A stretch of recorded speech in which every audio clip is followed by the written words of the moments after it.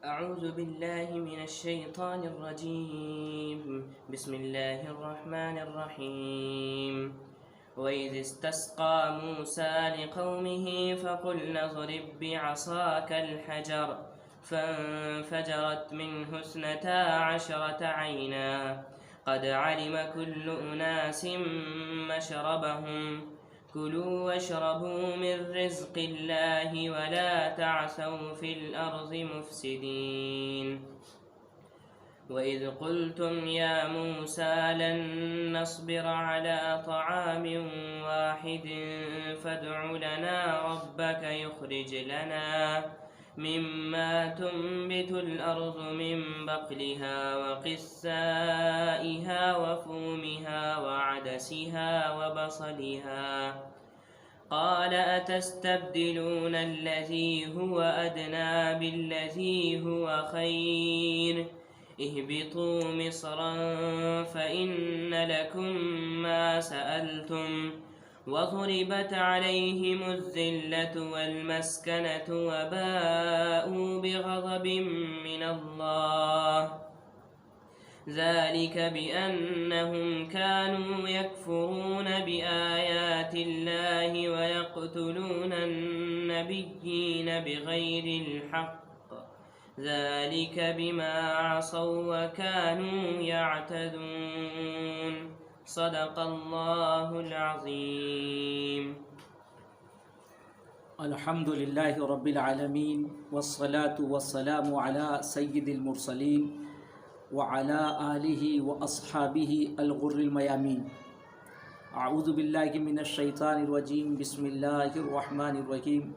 وإذ استسقى موسى لقومه فقلنا اضرب بعصاك الحجر فانفجرت منه 12 عينا قد علم كل أناس مشربهم كلوا واشربوا من رزق الله ولا تعثوا في الأرض مفسدين. اللہ تعالیٰ نے بنی اسرائیل پر جو احسانات فرمائے ہیں ان احسانات میں سے ایک بڑا احسان یہ ہے کہ وادی تیہ میں جب ان کو پیاس کی شدت محسوس ہوئی اور پانی کا کوئی معقول نظم نہیں تھا، اس وقت اللہ نے وہاں پانی کے چشمے جاری فرما دیے. اسی احسان کا تذکرہ ان آیات میں ہے. وَإِذِ اسْتَسْقَى مُوسَىٰ لِقَوْمِهِ، یاد کرو اس موقع کو جب موسیٰ نے اپنی قوم کے لیے پانی کی دعا کی. اس منظر کو یاد دلایا جا رہا ہے. واقعتاً قرآن مجید نے یہاں جو لفظ استعمال کیا ہے استسقا، اس کا مطلب ہوتا ہے بے قراری اور بے چینی کے ساتھ پانی کا مطالبہ کرنا. اس لفظ میں بنی اسرائیل کی بے قراری بے چینی کا بھی اظہار ہو رہا ہے، اور دوسری طرف حضرت موسیٰ علیہ السلام کی انابت، ان کے تضرع، رجوع الی اللہ کا بھی پتہ چل رہا ہے. اس وقت جب کہ بنی اسرائیل میں پانی کے سلسلے میں افراتفری مچ رہی تھی، اللہ کا یہ نبی حضرت موسیٰ علیہ السلام اللہ کی بارگاہ میں آہذاری کر رہے تھے اور اپنی قوم کے لیے اللہ سے پانی طلب کر رہے تھے. اللہ نے حضرت موسیٰ علیہ السلام کی دعا کو قبول کیا اور اللہ کی طرف سے یہ حکم ملا فَقُلْنَا اضْرِب بِعَصَاكَ الْحَجَرَ، ہم نے حکم دیا اپنا عصا فلاں پتھر پر مارو. یا الحجر پر جو الف لام ہے وہ عہد کا ہے، عہد ذہنی کا ہے، یعنی یہ معلوم پتھر تھا. حضرت موسیٰ علیہ السلام کے علم میں وہ پتھر تھا. اللہ رب العزت چاہتا تو حضرت موسیٰ علیہ السلام کی دعا کے بعد خود پانی جاری فرما دیتا، لیکن اللہ نے حضرت موسیٰ علیہ السلام کو یہ حکم دیا کہ وہ اپنا عصا پتھر پر مارے. اس سے ایک بات تو یہ ہے کہ یہ دنیا دار الاسباب ہے، اللہ رب العزت نے گویا کہ ایک سبب کے استعمال کا حکم فرمایا، اور اس سے بڑھ کر یہ ہے کہ اللہ رب العزت حضرت موسیٰ علیہ السلام کا معجزہ بھی لوگوں کو دکھلانا چاہتا تھا، تاکہ بنی اسرائیل حضرت موسیٰ علیہ السلام کی نبوت کو تسلیم کریں، ان کی بات کو مانیں اور اللہ کی اطاعت کریں۔ بہرحال اللہ کے حکم سے حضرت موسیٰ علیہ السلام نے اپنا عصا جب پتھر پر مارا، فانفجرت من حسنۃ عشرۃ عینہ، فا تعقیب کا ہے، یعنی جب مارا تو مارنے کے فوراً بعد چشمے ابل پڑے۔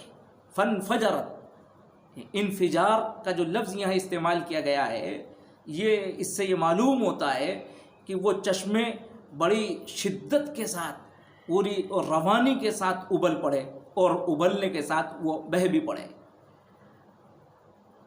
اللہ کے اس انعام پر قربان جائیے، اللہ رب العزت نے 12 چشمے جاری فرما دیے، اس سے 12 چشمے پھوٹ پڑے۔ حقیقتاً بنی اسرائیل 12 قبیلے تھے، تو اللہ نے ہر قبیلے کے لیے ایک چشمہ جاری کر دیا۔ اگر اللہ چاہتا تو ایک ہی چشمہ جاری کرتا، لیکن ان کی ناز برداری کی جا رہی ہے، ان کا کیسا خیال رکھا جا رہا ہے کہ اللہ رب العزت نے 12 چشمے ان کے لیے جاری کر دیے۔ قد علم کل اناس مشربہم، ہر قبیلے نے اپنے پینے کی جگہ کو جان لیا۔ یہ بھی اللہ کا بڑا احسان ہوا کہ ہر قبیلے نے اپنا کہاں سے اس کو پانی لینا ہے، کون سا چشمہ اس کا ہے، اس کو جان لیا۔ واقعتاً اگر یہ ان کو معلوم نہ ہوتا تو یہ پانی جاری ہونے کے باوجود ان میں اختلافات ہوتے، لڑائی ہوتی اور خون خرابہ ہوتا، اور چشمے سے جتنا پانی بہا اس سے زیادہ ان کا خون بہہ جاتا۔ لیکن اللہ نے کتنا بڑا احسان کیا کہ ہر ایک قبیلے کو اس کا چشمہ بھی معلوم ہو گیا۔ یہ اللہ کا احسان پر احسان ہو رہا ہے۔ قد علم کل اناس مشربہم۔ روایت سے معلوم ہوتا ہے کہ بنی اسرائیل تقریباً 6 لاکھ تھے، اتنی بڑی تعداد، اور ظاہر ہے کہ اب 12 چشموں سے ان کا پانی پینا اور اس سے پانی لینا، اور ہر ایک کا اپنے چشمے سے پانی لینا، یہ اللہ کا بڑا احسان تھا۔ آپ اور ہم عملی زندگی میں دیکھتے ہیں، ایک نل ہو اور اس سے 12 خاندان اگر پانی بھرتے ہوں تو دن میں 10 مرتبہ وہ لڑتے ہیں۔ کتنا بڑا اللہ کا احسان ہوا۔ اللہ نے اس احسان کو بتلایا، قد علم کل اناس مشربہم۔ اناس کا لفظ یہ قبیلے کے معنی میں ہے۔ یہ بعض اہل لغت کا خیال ہے انس کی جمع اناس ہے، اور بعض اہل لغت کہتے ہیں کہ یہ ایسا لفظ ہے جس کا کوئی واحد نہیں ہے۔ بہرحال یہ اناس یعنی مجموعۃ من الناس کے لیے استعمال ہوتا ہے، لوگوں کے ایک مجمع کے لیے۔ یہاں اس سے مراد قبیلہ، کہ ہر قبیلے نے اپنے پینے کی جگہ کو جان لیا، اور اللہ کی طرف سے ان کی ناز برداری کی جا رہی ہے، اور کہا جا رہا ہے کلوا واشربوا من رزق اللہ، کھاؤ پیو اللہ کے رزق سے، ولا تعثوا فی الارض مفسدین، اور زمین میں فساد پھیلاتے ہوئے نہ پھرو۔ عصیہ یا عصا فساد پھیلانے کے لیے آتا ہے، اور یہاں مفسدین حال واقع ہو رہا ہے، جس سے اس کے اندر مزید زور پیدا ہو گیا ہے، فساد کی ممانعت میں زور پیدا ہو گیا ہے کہ تمہارا مزاج، تمہارا حال تو مفسدین کا ہے، فساد پھیلانا تمہاری فطرت میں ہے، لیکن اس فساد پھیلانے کو بند کرو۔ اس کی ان کو تاکید کی جا رہی ہے، اور اس کا لازمی نتیجہ یہ ہے کہ فساد کو روکو اور اللہ کی طاعت کرو۔ اللہ تم پر جو انعامات اور احسانات کر رہا ہے اس کی قدر کرو۔ وَإِذْ قُلْتُمْ يَا مُوسَىٰ لَن نَّصْبِرَ عَلَىٰ طَعَامٍ وَاحِدٍ فَادْعُ لَنَا رَبَّكَ يُخْرِجْ لَنَا مِمَّا تُنبِتُ الْأَرْضُ مِن بَقْلِهَا وَقِثَّائِهَا وَفُومِهَا وَعَدَسِهَا وَبَصَلِهَا۔ اس آیت میں بنی اسرائیل پر اللہ کا جو مزید احسان ہوا، ان کی ناقدری کے باوجود اس کا تذکرہ کیا گیا۔ اللہ نے بنی اسرائیل پر کیسا انعام فرمایا۔ اس لقودک میدان میں اللہ نے ان کے لیے آسمانی حلوہ، من نازل فرمایا، بٹیریں، تازہ گوشت ان کو عطا فرمایا، سلوہ ان کو عطا فرمایا، یہ سب کچھ تھا، لیکن انہوں نے اللہ کی اس نعمت کی ناقدری کی اور حضرت موسیٰ علیہ السلام سے مطالبہ کرنے لگے، اے موسیٰ ہم تو یہ کھانا کھاتے کھاتے اکتا گئے، بس اپنی پچھلی زندگی کو یاد کر کر کہنے لگے ہمیں تو وہی ترکاریاں اور وہی لہسن پیاز دالیں چاہیے، اس طرح کا مطالبہ کرنے لگے۔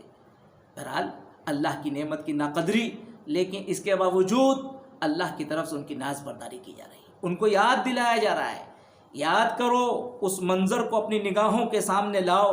وَإِذْ قُلْتُمْ يَا مُوسَىٰ، جب تم نے کہا تھا اے موسیٰ، لَن نَّصْبِرَ عَلَىٰ طَعَامٍ وَاحِدٍ، کیسی نافرمانی کا جملہ تھا، کیسی ناقدری کی بات تم نے کہی تھی کہ ہم ایک کھانے پر اکتفا نہیں کر سکتے، ہم ایک کھانے پر بس نہیں کر سکتے۔ فَادْعُ لَنَا رَبَّكَ، اے موسیٰ دعا کیجئے آپ اپنے رب سے، یخرج لنا مما تنبت الارض، وہ پیدا کرے ہمارے لیے، وہ نکالے ہمارے لیے وہ چیزیں جن کو زمین اگاتی ہے۔ وہ کیا چیزیں ہیں؟ ان کا تذکرہ بھی قرآن مجید نے کیا، من بقلیہا، من یہ تبعیض کا ہے اور بیانیہ بھی ہے کہ اس کی ترکاریاں، وقثائہا اس کی ککڑیاں، وفومہا اس کا گندم، وعدسیہا اس کی دالیں، وبصلیہا اور اس کی پیاز۔ انہوں نے ایسی چیزوں کا مطالبہ کیا۔ اور یہاں ایک لفظ آیا ہے وفومہا، فوم کا ترجمہ ہم نے گندم سے کیا ہے۔ حضرت عبداللہ ابن عباس رضی اللہ تعالیٰ عنہ نے اس کے معنی حنطہ کے بیان فرمائے، اور حضرت عبداللہ ابن مسعود رضی اللہ تعالیٰ عنہ کی قرأت میں یہاں فوم کی جگہ پر وثومہا اس کو پڑھا گیا ہے، جس سے لہسن کا ترجمہ اس سے کیا جا سکتا ہے۔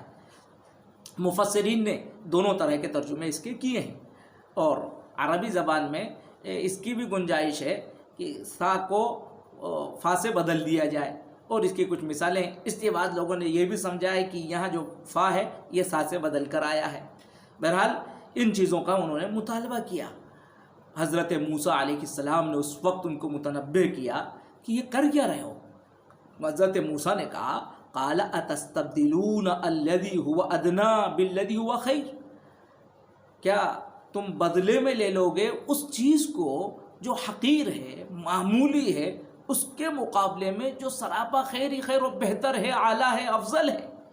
ظاہر ہے اللہ کی طرف سے من مل رہا ہے، سلوہ مل رہا ہے، یہ ایک حلوہ، آسمانی حلوہ تمہیں مل رہا ہے، تازہ گوشت پرندوں کا تمہیں مل رہا ہے، اس کو چھوڑ کر تم ایسی چیز کا مطالبہ کر رہے ہو، دالوں کا مطالبہ کر رہے ہو، لہسن کا مطالبہ کر رہے ہو، پیاز کا مطالبہ کر رہے ہو، جس کے اندر معلوم ہوا بدبو بھی ہے، اور اس کے ساتھ اس کو ایسے ہی نہیں مل جائے گا، اس کے لیے تمہیں محنت و مشقت کرنا پڑے گا، اس کے لیے تمہیں ہل چلانا پڑے گا، کھیتی کرنا پڑے گا، زمین کی جتائی کرنا پڑے گا، اور اس کی سینچائی کرنا پڑے گا، اس کی کٹائی کرنا پڑے گا، اس کھیتی کی حفاظت کرنا پڑے گا، اور پھر اس کے ساتھ دسیوں محنتیں کرنا پڑے گا، تب جا کر وہ کہیں کھانے کے قابل ہو سکے گی۔ تو ان چیزوں کو تم طلب کر رہے ہو، اس چیز کے مقابلے جو اللہ بالکل ایک تیار کر کے تمہیں مل رہا ہے، اللہ کی طرف سے بنا بنایا وہ حلوہ مل رہا ہے، تازہ گوشت تمہیں آ رہا ہے۔ بہرحال لیکن وہ اپنی بات پر مصر رہے۔ پھر جیسا کہ اس سے پہلے تفسیر میں ذکر کیا گیا تھا وَإِذْ قُلْنَا ادْخُلُوا هَٰذِهِ الْقَرْيَةَ میں شاہ عبد القادر دہلوی رحمۃ اللہ علیہ نے فرمایا کہ ان کو حکم ہوا تھا کہ اس قریبی قریہ میں چلے جائیے اور وہاں تمہیں مطلوبہ چیزیں ملیں گی۔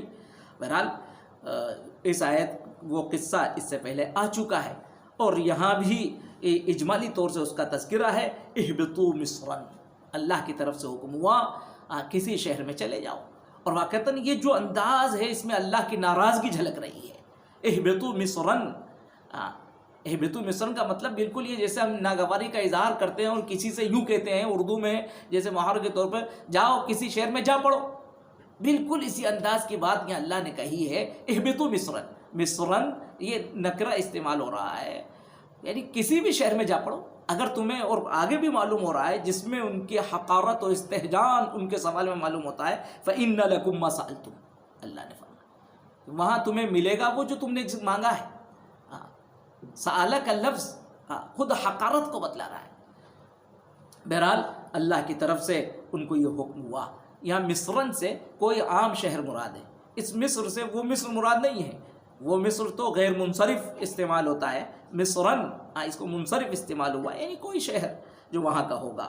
بہرحال ان کو یہ حکم ہوا، اور جیسا کہ اس سے پہلے ذکر کیا گیا تھا کہ اللہ کا حکم ان کو یہ ہو گیا تھا کہ اس شہر میں جاؤ گے تو جانا اطاعت کے ساتھ جانا، مغفرت کا کلمہ کہتے ہوئے جانا، تو ہم تمہارے گناہوں کو بخش دیں گے۔ اللہ نے ان کا اتنا خیال کیا، لیکن ان نالائقوں نے پھر بھی ناقدری کی تو پھر ان پر اللہ کی گرفت آئی۔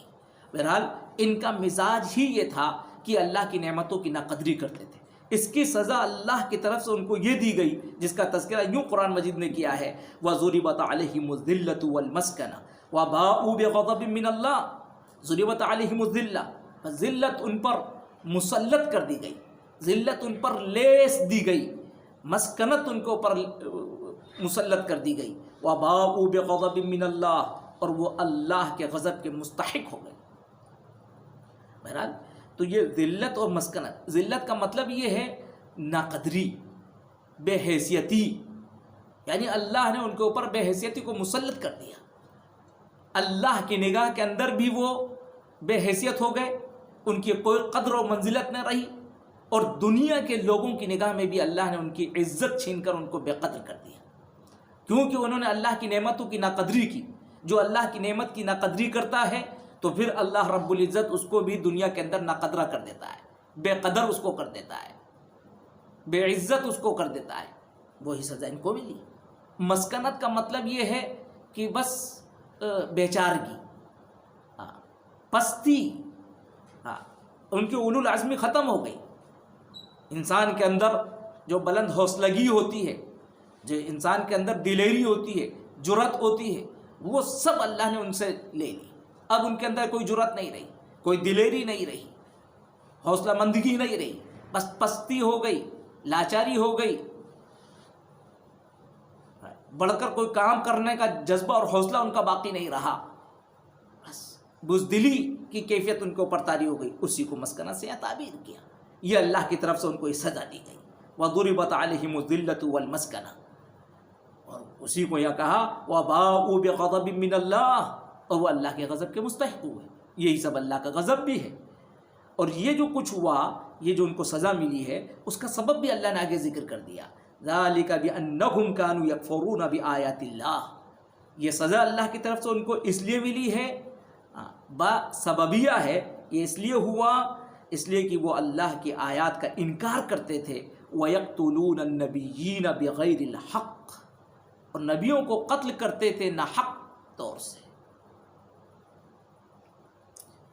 یہاں بغیر الحق کا اضافہ کر کر انبیاء علیہم السلام کے قتل کی قباحت بیان کر دی گئی ہے۔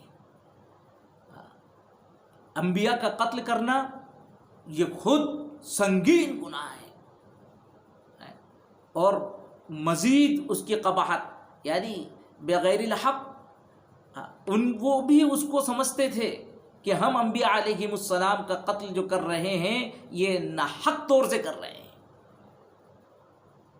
بسا اوقات یہ ہوتا ہے ایک انسان کوئی اقدام کرتا ہے لیکن وہ اس کو حق سمجھ کر کرتا ہے کہ میں حق بجانب ہوں، کہ وہ یہ سب نالائق کیا کرتے تھے اور خوب اچھی طرح سے جانتے تھے ہم ناحق طریقے سے کر رہے ہیں، تو ظاہر ہے وہ کتنا بڑا پاپ ہوگا کہ انسان ایک چیز کو غلط سمجھتا ہے اور پھر بھی اس غلطی کے اوپر وہ اقدام کرتا ہے۔ کہا کہ یہ تو وہ ایسے مجرم ہیں جنہوں نے اللہ کی آیات کا، یعنی اللہ کے احسانات کا، اللہ کے انعامات کا، اللہ کے احکام کا انہوں نے انکار کیا، اس وجہ سے ان کو یہ سزا دی گئی ہے۔ اور یہ اللہ کا جو قانون ہے اس دنیا میں، اس قانون کو یہاں بتلا دیا گیا ہے۔ جو بھی اللہ کے آیات کا، اللہ کے احکام کا انکار کرے گا اور اس طرح سے نبوت اور رسالت کو جھٹلائے گا اور انبیاء کے قتل کے در پہ رہے گا تو اللہ اس کو یہی سزا دیتا ہے۔ ان نالائقوں نے یہ سب کیا، حضرت زکریہ علیہ السلام کو قتل کیا، حضرت یحییٰ کو قتل کیا، حضرت عیسیٰ علیہ السلام کے قتل کے در پہ رہے، اور پھر آخر میں سید المرسلین جناب محمد الرسول اللہ صلی اللہ علیہ وسلم کی بھی قتل کے در پہ رہے۔ یہ ہو رہا ہے ذالک بما عصوا وکانوا یعتدون، ذالک کا اشارہ یہی اس کفر کی طرف اور قتل انبیاء کی طرف بھی ہو سکتا ہے۔ یہ انہوں نے اس لیے کیا، ذالک بما عصوا، یہاں بھی بسبب عصیانہم، ان کی معصیتوں کی وجہ سے، بسبب اس کی کہ انہوں نے معصیتیں کی، وَكَانُوا يَعْتَدُونَ، ہاں، اور وہ حد سے تجاوز کرتے تھے، اعتداء ان کا مزاج تھا، اور یہ سب چیزیں استمرار کے ساتھ بتائی گئی، یعنی ان کا ایک مزاج تھا، كَانُوا يَكْفُرُونَ بِآيَاتِ اللَّهِ وَيَقْتُلُونَ النَّبِيِّينَ، یہ سب ان کا مزاج، ان کی فطرت اس طور پر بتلایا۔ بہرحال تو اب اس سے ایک بات یہ بھی معلوم ہوئی کہ یہ جو انہوں نے معصیتیں کیں وہ چھوٹی چھوٹی معصیتیں، لیکن انہی چھوٹی معصیتوں نے بڑی معصیت کا دروازہ کھول دیا۔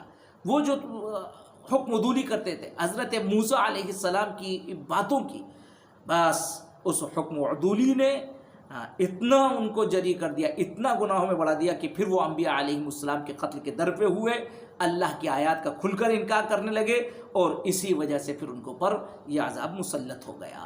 بہرحال ان آیات سے ہمیں عبرت ملتی ہے کہ جو کچھ اللہ نے ہمیں نعمتیں عطا فرمائی ہیں ہمیں ان کی قدر کرنا چاہیے۔ ہم میں سے ہر انسان پر اللہ کے بے شمار احسانات ہیں، قرآن نے اس کا اعلان فرمایا وَإِن تَعُدُّوا نِعْمَةَ اللَّهِ لَتُحْصُوهَا، اتنے احسانات ہیں کہ انسان ان احسانات کو شمار نہیں کر سکتا ہے۔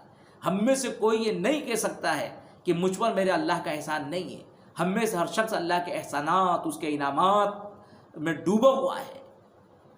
بس ہم میں سے ہر انسان کو اللہ کی نعمتوں کی قدر کرنا چاہیے، اور جو اللہ کی نعمتوں کی قدر کرے گا وہ دنیا کے اندر بھی عزت پائے گا، آخرت میں بھی اللہ کا قرب اس کو نصیب ہوگا، اور جو اللہ کی نعمتوں کی ناقدری کرے گا ہمیشہ زندگی میں شکوہ شکایت، میرے پاس یہ نعمت نہیں، مجھ پر یہ نہیں، میرے پاس مال نہیں، میرے پاس صحت نہیں، اور میرے پاس مکان نہیں، اور میرے کاروبار میں برکت نہیں، بس اس طرح کی باتیں کرتا رہے گا، خدا کی نعمتوں کی ناقدری کرتا رہے گا، تو پھر اس کے اوپر اللہ کا عذاب دنیا میں بھی مسلط ہوگا، ذلت، مسکنت، یہ سب اس کے اوپر مسلط ہوں گی، اور قیامت میں بھی وہ محروم اور حرم نصیبی کا سامنا کرے گا۔